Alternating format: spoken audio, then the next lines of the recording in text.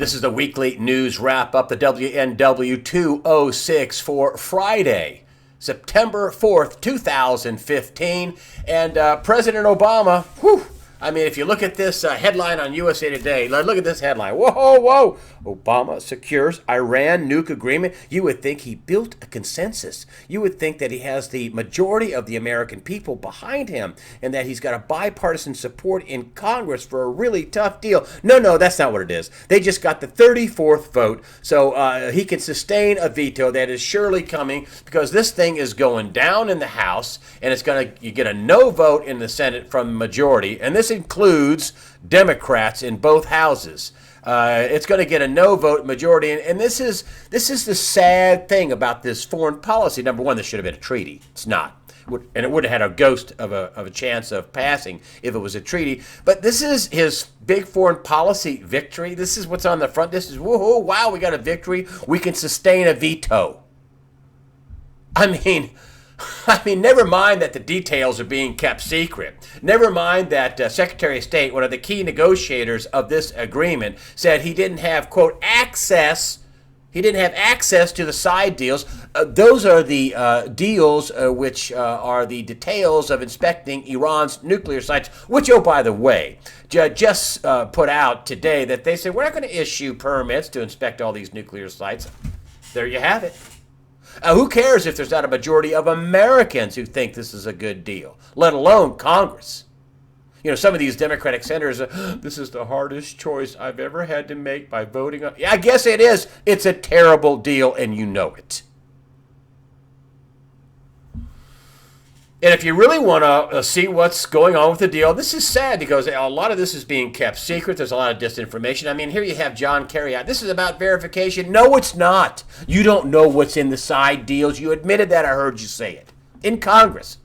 No, it's not. And the Iranians just said, we're not going to issue permits for this thing. So if you want to know what's in the deal, sadly, you just have to listen to the Iranians. They've been really honest, very consistent, very upfront. We're going to keep enriching uranium. They are. You're not going to inspect our military sites. We're not. When the sanctions are done, they're done. They're not going to gradually come off like the president said in the Rose Garden. They're done. Oh, and to boot, they get $150 billion. That's what the deal is. And, you know, this is being portrayed as war or a deal. And no, it should have been this crappy deal or a better deal. A deal good enough for our allies, who, by the way, all hate it in the Middle East, would say, wow, this is a deal with teeth. They're going to expect everything. They're going to put the kibosh on them getting a nuclear weapon. Great. Oh, we can take it down. But that's not what's happening. Nobody's taking it down. They're ramping it up. They are ramping it up. In the Middle East, this is going to speed the prospects of war, not slow them down, because everybody knows and admit it's a terrible deal. It's not going to do anything constructive other than give the Iranians $150 billion. And, you know, this is just a terrible deal. And it could have been a much better deal, and not this deal or war. Speaking of war, Russia is moving more men and aircraft into Syria. Russian pilots are going to fly fighters and attack helicopters against ISIS. They're going to do something about ISIS. You know, remember the United States basically ponied up $150 billion to, train people, moderate rebels, Al-Qaeda, to go after ISIS. What do we train? 60? As in 60 people. 60. $500 million. That's too stupid to be stupid, folks. And Russian soldiers are going to be fighting right along Syrian soldiers, along with Russian armor.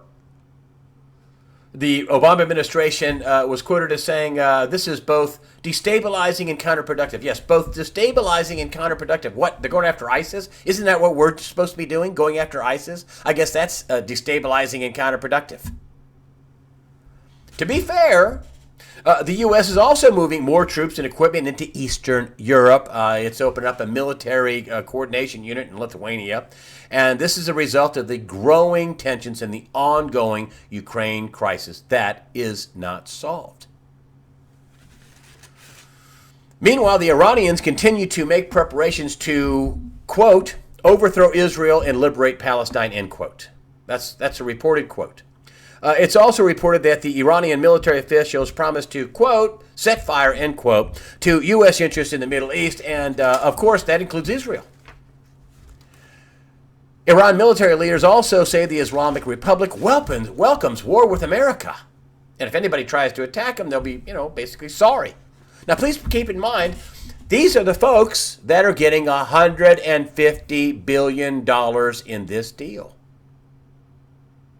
Even the Obama administration admits that they can't stop or control or stop them from funding terror around the Middle East or around the world. They admit it. And so, listen, I have an Iranian friend. He's a nice fella. And he pointed out something really good. He says, these sanctions have been terrible for the Iranian people. The Iranian people are nice people. They're nice people. They're smart people, educated people. Their leaders, not so much. They're banging the war drum. Bad things going to happen for those people. I'm telling you. It's just, their leaders are, I don't know what they're doing, but it has nothing to do with peace. Here we go again. One of my ongoing themes since I've been doing this site about this phony recovery in the mainstream media, cramming it down our throat. And here we go. Fed says economy expanding slowly. It's expanding. It's expanding slowly. And to that I say bullpucky. No, it's not expanding. Wall Street's expanding, but Main Street's economy is not expanding. If it was expanding, we wouldn't have needed, phony accounting since 2009. Thank you, FASB, Financial Accounting Standards Board. Thank you for the phony accounting, where you can, mark your assets to whatever you think you can get for them in the future. Mark to fantasy accounting. We wouldn't have needed 0% interest rates for the last 6 years. We wouldn't have needed all the QE, all the money printing and bond buying if the economy was expanding. We wouldn't need it. Wouldn't need all that. We wouldn't overlook all the fraud with the rigging of LIBOR. They admitted it. Rigging of Forex, $5.3 trillion a day market. They admitted it. That means they rigged the gold market and the silver market as well if they rigged the Forex market. We wouldn't need that if the economy was expanding. It's not expanding. We wouldn't have the worst August in the last 5 years in the stock market if the economy was expanding slowly. We wouldn't need it. Yale professor Robert Shiller is warning of a steep stock market slide-off. Now, remember, Robert Shiller is the Nobel Prize-winning economist.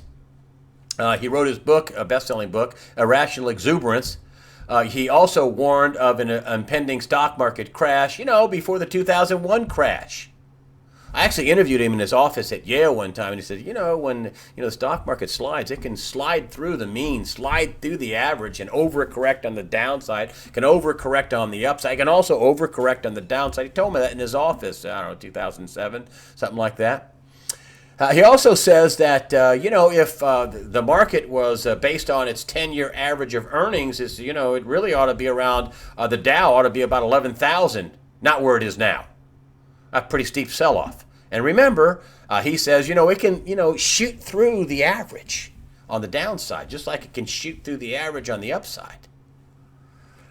Bond King Bill Gross, he's warning of, and I got to read, this is about the nicest way you could put, wow, the market's crappy. Bill Gross, he's at Janus, he used to be at PIMCO. He says, future returns are likely to be limited, if not downward sloping. Likely to be limited, if not downward sloping. That's as nice as you could put that, isn't it? In a new report, he also was worried about the 0% interest rates and vexing about how to get out of that without causing, quote, red zone losses, end quote. Oh, and here's some more good news. Russia is going to pass a law that will outlaw the U.S. dollar with all its major trading partners. Yay, that's good. That's dollar positive, isn't it? A couple of side notes. One of Hillary Clinton's aides says he's going to plead the Fifth Amendment. I mean, she had a server in her house I mean, foreign entities must have had a party for years hacking that thing and going in and seeing what she's doing. Of course, you understand how utterly crazy and stupid it is for somebody in the Secretary of State position that's flying all around the world and talking with all the, 70 or 80,000 employees all around the world at the embassies and interfacing with the CIA, the NSA, the Pentagon, the White House. What kind of a security breach that could cause? I made bad choices. I don't think that's going to work. And remember, I say Barack Obama is not going to let her become president of the United States. Not with all the bags of dung he's dropped on her head. No, paybacks are tough. Also, Donald Trump says he will not run as a third-party candidate for the Republicans. I don't think it's that risky because if they do cheat him, I mean, he's got 20 million people on his Twitter account. I mean, he could sink them. I mean, he could just cry foul and people will listen to him and interview with him. But I don't know. Ben Carson's doing well in the polls. There's other good candidates, out there that could be a good president, good vice presidential candidates, a good field.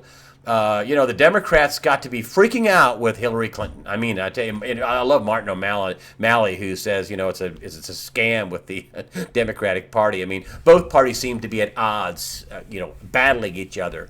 I would just like to see, some honest people in Washington that will, and you cannot fix this economy without fixing the financial system. You can't have a growing economy that is basically backstopped by massive fraud and criminal activity, and that's what this economy is. That's what our economy is.